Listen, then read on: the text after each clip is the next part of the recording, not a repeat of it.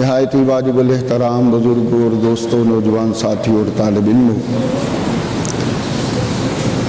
قرآن کریم فرقان حمید کی جو آیہ مقدسہ تلاوت کی ہے اس کا ترجمہ سماعت فرمائیں۔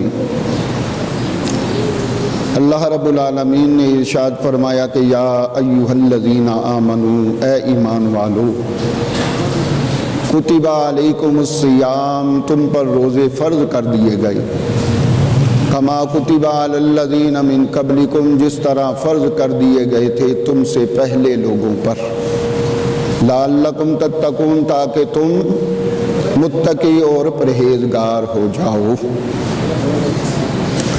اب آیہ کریمہ کے اندر اگر غور و فکر کیا جائے تو 4 چیزوں کا ذکر ہے۔ کتنی چیزوں کا؟ 4 چیزوں کا۔ نمبر 1 ایمان، نمبر 2 روزہ، نمبر 3 پہلی امتوں کا ذکر، نمبر 4 تقوی اور پرہیزگاری۔ اللہ فرماتا ہے کہ یا ایھا الذین آمنوا کتب علیکم الصیام، اے ایمان والو تم پر روزے فرض کر دیے گئے۔ معلوم ہوتا ہے کہ ایمان والوں سے اللہ خطاب فرما کر اشارہ فرما رہا ہے کہ روزہ صرف مومنوں پر فرض ہے، کافروں پر نہیں۔ جو مومن ہوگا وہ روزہ دار ہوگا، جو کافر ہوگا وہ روزہ نہیں رکھے گا۔ یہ صفت قرآن نے جو بیان کی ہے کہ یا ایھا الذین آمنوا، اے ایمان والو، پتہ یہ چلا یہ عمل کریں گے ہی ایمان والے، جن کے ایمان کے اندر پختگی ہوگی، مضبوطی ہوگی، استقامت ہوگی، وہ روزہ بھی رکھیں گے اور روزے کو مکمل طور پر نبھائیں گے بھی۔ اور جو مسلمان ہو کر روزہ نہ رکھے اس کے لیے بھی یہاں پر تنبیہ ہے کہ اس کا انجام برا نہ ہو جائے، اس سے بچو۔ فرمایا تم پر روزے فرض کر دیے گئے، کما کتب علی الذین من قبلکم، جس طرح تم سے پہلوں پر روزے فرض تھے۔ معلوم ہوا کہ ہر نبی کے دور میں روزہ تھا، ہر شریعت میں ہر امت کے لیے روزہ تھا، اور کسی نہ کسی وجود پر اور کسی نہ کسی صورت میں روزہ موجود رہا۔ مسلمانوں کو یہ خطاب فرما کر سکون دیا گیا کہ پریشان نہ ہونا، یہ مت سمجھنا کہ تم پر بوجھ ڈال دیا گیا ہے۔ فرمایا تم پر روزہ اس لیے فرض ہے جس طرح کہ پہلی امتوں پر فرض تھا۔ پہلی امتوں کا ذکر صرف اس لیے کیا تاکہ میرے محبوب کی امت کے گناہگار سے گناہگار امتی کو بھی پریشانی نہ ہو۔ جسے یہ بات سمجھ لگی ہے ذرا محبت کا مظاہرہ کرو،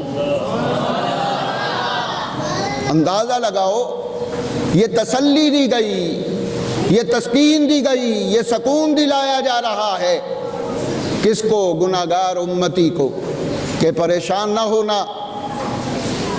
ایمان سے رب تعالیٰ کی رحمت چاہتی ہے کہ حضور کا کوئی امتی گناہگار بھی مایوس نہ ہو۔ پہلی امتوں کے عابدوں کے ساتھ، زاہدوں کے ساتھ، شب بیداری کرنے والوں کے ساتھ رب اتنی محبت نہیں فرماتا جتنی محبت امت کے گناہگاروں کے ساتھ فرمائی جا رہی ہے۔ فرمایا ایمان والو تم پر روزے فرض کر دیے گئے۔ پہلی امتوں پر بھی فرض تھے، کیوں فرض کیے گئے؟ لعلکم تتقون، تاکہ تم پرہیزگار بن جاؤ، متقی بن جاؤ۔ معلوم ہوتا ہے کہ رمضان المبارک کا پروگرام ہی یہ ہے کہ جس طرح کسی نے ڈاکٹر بننا ہو تو MBBS کی کلاس میں پڑھتا ہے، وکیل بننا ہو تو وہ لا کی کلاس میں جا کر بیٹھے گا، پروفیسر بننا ہو تو M1 کی کلاس میں جا کر پڑھے گا، تو جس نے متقی اور پرہیزگار بننا ہوگا وہ رمضان کی کلاس کو اٹینڈ کرے گا۔ نعرہ تکبیر، نعرہ رسالہ، یا رسول اللہ، نعرہ تحقیق، حضرت علامہ مولانا پیر محمد عمران بریلوی صاحب۔ جس نے متقی، پرہیزگار، تقوی والا بننا ہوگا وہ رمضان المبارک کو اپنا لے گا، اور خدا کی قسم وہ جو تقوی پرہیزگاری اس ایک مہینے کے اندر حاصل ہوتی ہے وہ لاکھوں سال کی محنتوں سے حاصل نہیں ہوتی۔ اس ایک مہینے کی جود پر جو رب تعالی انعام مومنوں کو عطا فرماتا ہے وہ پورے سال کی محنت پر بھی عطا نہیں فرماتا۔ اب توجہ ذرا کرو کہ پہلی امتوں میں روزے تھے، قرآن نے کہا، لیکن فرق کیا ہے؟ ذرا دیکھو میرے محترم بھائیوں، توجہ کرو کہ روزے پہلی امتوں میں بھی موجود تھے، لیکن روزے بڑے بڑے تھے، ثواب چھوٹے تھے۔ اور حضور کی امت کو روزے چھوٹے ملے، ثواب بڑے ملے۔ کتنا بد نصیب ہے جو روزہ نہیں رکھتا، کتنا بد نصیب۔ پہلی امتوں میں 22 گھنٹے کا روزہ، 24 گھنٹے کا روزہ۔ محترم، جب روزہ کھولا جاتا تو سو گئے تو روزہ شروع، سحری کا کوئی پروگرام نہیں ہے۔ توجہ ہے؟ سحری کا کوئی پروگرام، جب سو گئے، عشاء پڑھنے کے بعد سو گئے، 10 بجے سو گئے، 11 بجے سو گئے، 12 بجے سو گئے، جب سو گیا روزہ شروع ہو گیا۔ کوئی اٹھنے والا معاملہ نہیں ہے۔ اور خاص کر کے یہودیوں کے لیے، عیسائیوں کے لیے روزے ہیں لیکن سحری نہیں ہے۔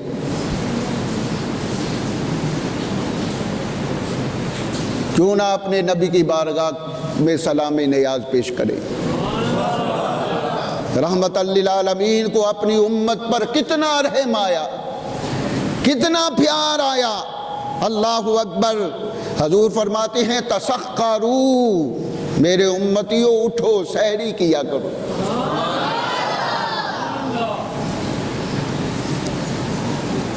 کسی نے بھی اپنی امت کو سحری کے لیے نہیں اٹھایا۔ اللہ اکبر۔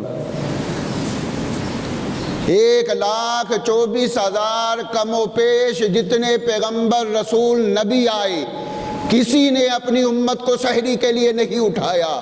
اٹھایا ہے تو مدینے والے آقا نے اٹھایا۔ اللہ اکبر۔ میری آقا امام الانبیاء صلی اللہ علیہ وسلم کے دیوانوں اور مستانوں، اپنے نبی کا اپنے ساتھ پیار دیکھو، انس دیکھو۔ آقا نہیں چاہتے کہ میرا امتی کمزور ہو جائے، میرا امتی پریشان ہو جائے۔ نا، میرے آقا اب فرماتے ہیں کہ سحری کے وقت اٹھ کر سحری کرو۔ کہ ایسے بھی عجیب قسم کے لوگ دنیا کے اندر موجود ہیں، وہ کہتے ہیں مولوی صاحب ہم تو سحری نہ بھی کرے تو روزہ چل جائے گا، ہم رات کو اتنا کھا لیتے ہیں کہ ہمیں سحری کے وقت اٹھنے کی ضرورت نہیں ہے۔ بے شک تجھے نہیں ضرورت، تیرا جسم نہیں مانگتا، لیکن اس میں نقصان کیا ہے اور سحری کرنے میں فائدہ کیا ہے؟ آؤ حدیث کے لفظ سنو۔ آقا فرماتے ہیں تو سخروا، میرے امتیوں سحری کرو۔ فَإِنَّ فِي السَّحُورِ بَرَكَةٌ، سحری میں برکت ہے، سحری میں برکت ہے۔ کیسی برکت ہے؟ وہ کمزوری جو رات کھا کر سونے والے کو ہوگی، سحری والے کو نہیں ہوگی۔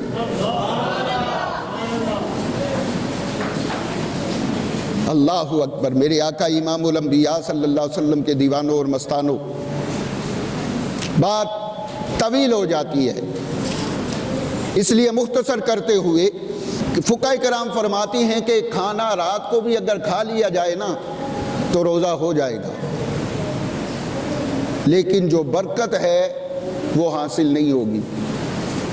اور اس برکت کو حاصل کرنے کا ذریعہ کیا ہے، طریقہ کیا ہے کہ آقا علیہ الصلوۃ والسلام کی سنت کو پورا کیا جائے، سحری کے وقت اٹھا جائے، اگر بھوک نہ بھی ہو تو چڑیا کے چونچ کے برابر ٹکڑے منہ میں بار بار ڈالے جائیں، چائے، لسی، دودھ، اس کے چھوٹے چھوٹے گھونٹ لیے جائیں، تاکہ جتنی روٹی کے ٹکڑے اندر جائیں گے اتنا دل روشن ہوگا، برکت ہوگی اور ثواب نامہ اعمال میں درج ہوگا۔ اور سحری میں دوسرا راز کیا ہے؟ اللہ اکبر، ذرا توجہ کرو، سحری کے وقت اٹھنے میں دوسرا راز کیا ہے؟ کیونکہ وہ وقت تہجد کا وقت ہے۔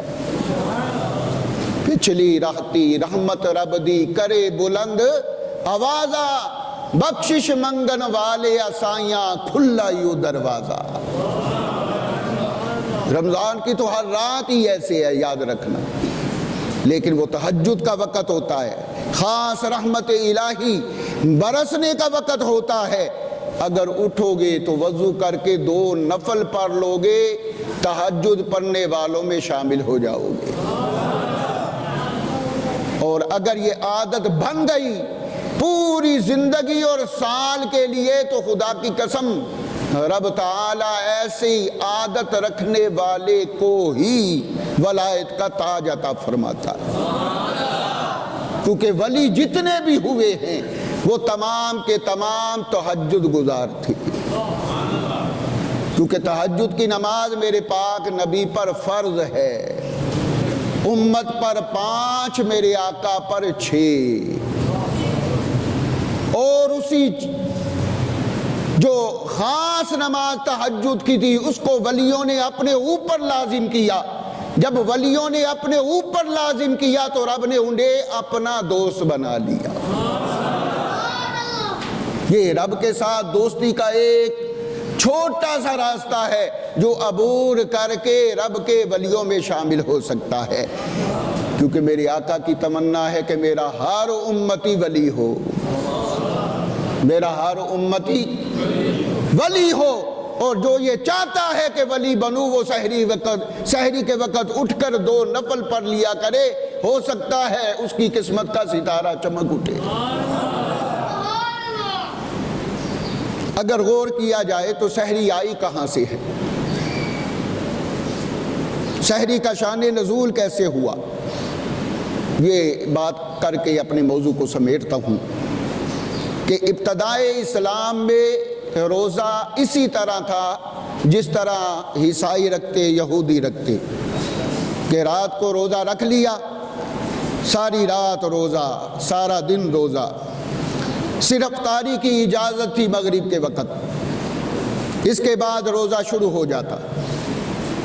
ابھی رمضان شریف کے روزے فرض ہوئے پہلا ہی سال تھا، حضرت عمر فاروق رضی اللہ تعالیٰ عنہ سرکار کی بارگاہ میں حاضر ہوئے، آنکھوں سے آنسو بہہ رہے، توجہ ہے،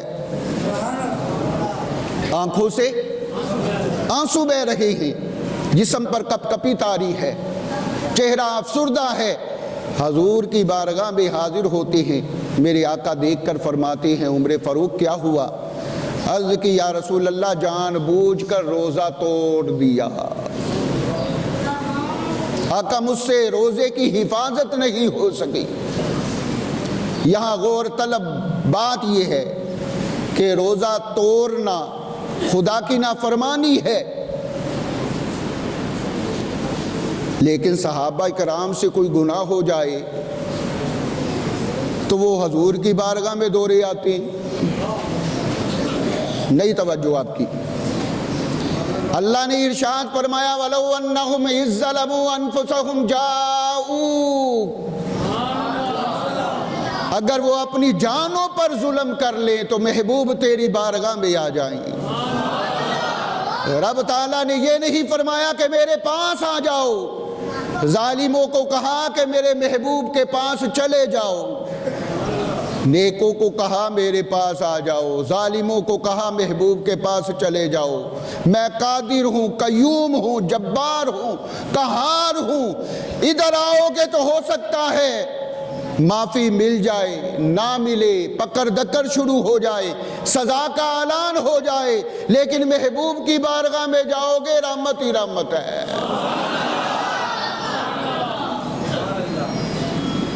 حضور کی بارگاہ میں، اللہ اکبر، میرے محبوب کی بارگاہ میں جاؤ، وہاں پکڑ دکڑ نہیں ہوگی۔ فرمایا وَلَوْ أَنَّهُمْ إِذ ظَّلَمُوا أَنفُسَهُمْ جَاءُوكَ، اگر وہ اپنی جانوں پر ظلم کر بیٹھی تو محبوب تیرے پاس آ جائیں۔ حضرت عمر فاروق رضی اللہ تعالیٰ عنہ جامع القرآن ہے، قرآن کا نزول بھی دیکھنے والے، سمجھنے والے، قرآن کی تعلیم حضور سے پانے والے، قرآن کی اس آیت پر عمل کرتے ہوئے دوڑے، آنکھوں سے آنسو رواں ہیں اور عرض کرتی ہیں آقا میں نے جان بوجھ کر روزہ توڑ دیا۔ فاروق اعظم رضی اللہ تعالیٰ عنہ دامن مصطفیٰ تھام کر عرض کر رہے ہیں، ادھر سے جبریل امین آیا کریمہ لے کر حاضر ہو رہی، بجائے اس کے کہ ڈرایا جاتا، دھمکایا جاتا، اے عمر تم جیسا آدمی جان بوجھ کر روزہ توڑ دے تو باقیوں کا کیا بنے گا؟ تم نے یہ غلطی کیوں کی؟ بجائے اس کے کہ سزا ملتی، لیکن ایسا نہیں ہوا، ایسا حساب و کتاب ہی نہیں ہوا۔ فاروق اعظم رو رہے ہیں، آقا جان بوجھ کر روزہ ٹوٹ گیا۔ ادھر سے جبریل امین قرآن کی آیت لے کر آ گئے، اُحِلَّ لَكُمْ لَيْلَةَ الصِّيَامِ الرَّفَثُ إِلَىٰ نِسَائِكُمْ۔ اللہ اکبر۔ فرمایا محبوب فاروق اعظم کو کہہ دو بے قرار پریشان ہونے کی ضرورت نہیں، ہم نے تمہاری غلطی کو ساری امت کے لیے رحمت بنا دیا ہے، تمہاری ایک کی غلطی ساری امت کے لیے سہولتیں لے آئی، سحری لے آئی۔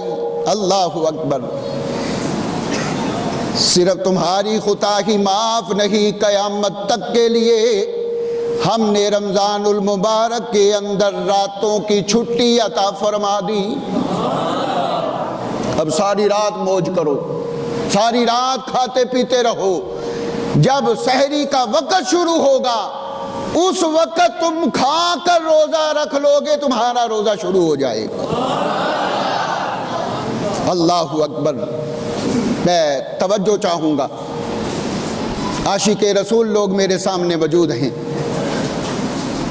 حضرت فاروق اعظم کو یہ اجر کیوں ملا؟ سوال، یہ اجر کیوں ملا؟ رب تعالیٰ کی بارگاہ میں جاتے تو علاج اور تھا، محبوب کی بارگاہ میں آئے تو انتظام اور ہے، کیونکہ مشہور حدیث ہے، غالباً ہر سال علماء رمضان المبارک میں سناتی ہیں کہ ایک عرابی حاضر ہوا، وہی جرم جو فاروق اعظم کا ہے، آ کر عرض کی جان بوجھ کر روزہ ٹوٹ گیا۔ بے ادب گستاخ ہمیں کہتے ہیں تم وہاں کیوں جاتے ہو؟ مدینہ شریف میں کیا لینے جاتے ہو؟ میرے امام عشق و محبت اعلی حضرت امام محمد رضا نے ان حدیثوں کا ترجمہ یوں کیا ہے کہ صحابہ کرام حضور کی بارگاہ میں عرض کرتے ہیں وہی رب ہے جس نے تجھ کو، وہی رب ہے جس نے تجھ کو ہمتاں کرم بنایا، ہمیں بھیک مانگنے کو تیرا آستاں بتایا۔ اللہ کا حکم ہے وَلَوْ أَنَّهُمْ إِذ ظَّلَمُوا أَنفُسَهُمْ جَاءُوا، اگر جان پر ظلم کیا ہے محبوب مدینے والے کی بارگاہ میں آ جاؤ، توبہ تم کرو، معاف میں کر دوں گا۔ پتہ یہ چلا بریلی کے تاجدار نے ہمیں جو درس دیا وہ قرآن کے مطابق دیا کہ وہی رب ہے جس نے تجھ کو ہمتاں کرم بنایا، ہمیں بھیک مانگنے کو تیرا آستاں بتایا، ہمیں بھیک مانگنے کو۔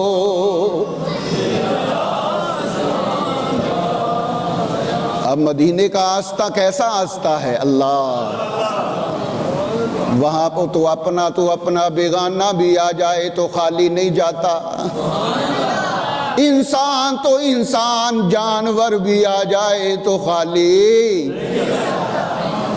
جانور تو پھر بھی جاندار ہے، میرے نبی کی بارگاہ میں بے جان بھی آ جائے وہ جان والا بن جاتا ہے۔